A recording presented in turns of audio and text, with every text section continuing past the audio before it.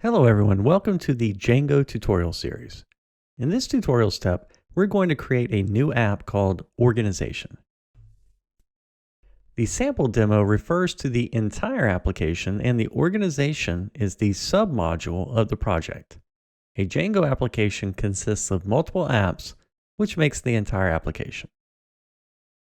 Let me first explain about the project files. The outer sample demo root directory is a container for your project. Its name doesn't matter to Django. You can rename it to anything you like. Manage.py. This is a command line utility that lets you interact with this Django project in various ways. You can read all the details about manage.py in Django admin and manage.py. The inner sample demo directory is the actual Python package for your project. Its name is the Python package name you'll need to use to import anything inside of it. For example, sampledemo.urls. Sampledemo/dunder-init.py is an empty file that tells Python that this is a directory that should be considered a Python package. If you're a Python beginner, read more about packages in the official Python docs.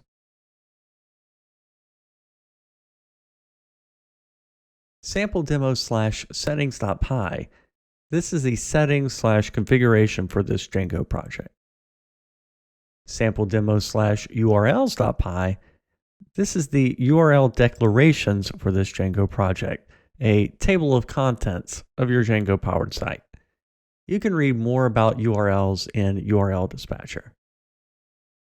Sampledemo/asgi.py. This is an entry point for ASGI compatible web servers to serve your project. Sampledemo/wsgi.py. This is an entry point for WSGI compatible or WSGI compatible web servers to serve your project. Let's begin by creating our first app. I will click on Tools and then run manage.py task. I type Start App followed by app name. You can see there is a new directory called Organization appearing in the project.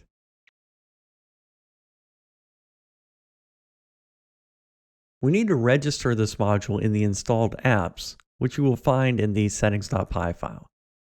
Django uses installed apps to look for models, management commands, tests, and other utilities. Let me explain first about the app structure. The migrations folder is where Django stores migrations or changes to your database. Admin.py is where you register your app's models with the Django admin application. Apps.py is a configuration file common to all Django apps. Models.py is the module containing the models for your app, basically ORM or ORM modeling. Test.py contains test procedures that run when you're testing your app.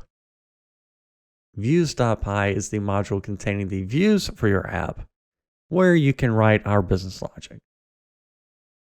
I hope you got some basic understanding about the project and the app layout. If not, I would recommend reading the official Django documentation, where you'll have tons of resources with examples. Let's begin by creating our new models. I will open models.py, where I will be defining my new models.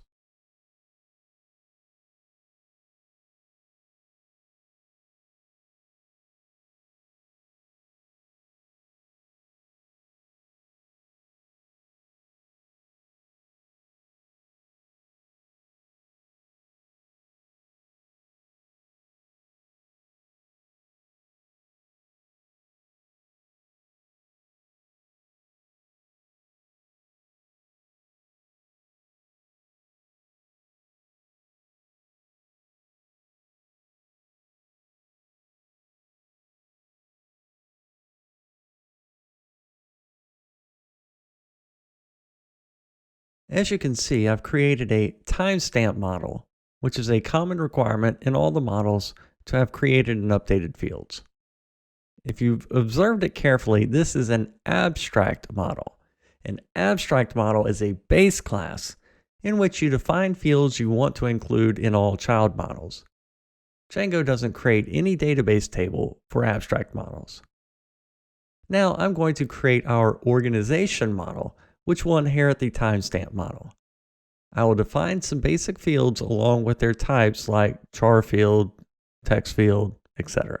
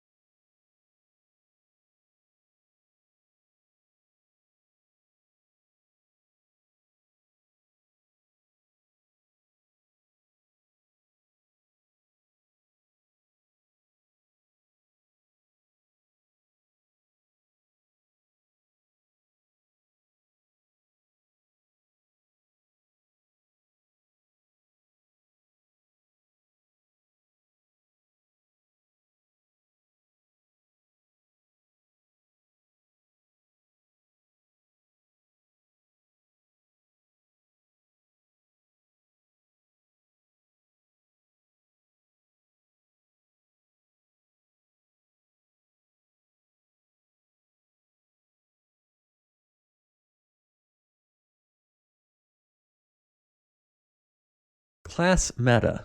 This is just a class container with some options, metadata, attached to the model. It defines such things as available permissions, associated database table name, whether the model is abstract or not, singular and plural versions of the name, etc. We have defined ordering in the class meta, basically calling objects order under by ID descending. The dunder str method in Python represents the class objects as a string. Next, I will create a new model called board member, which keeps a list of users who are part of the organization, like director, shareholder, etc.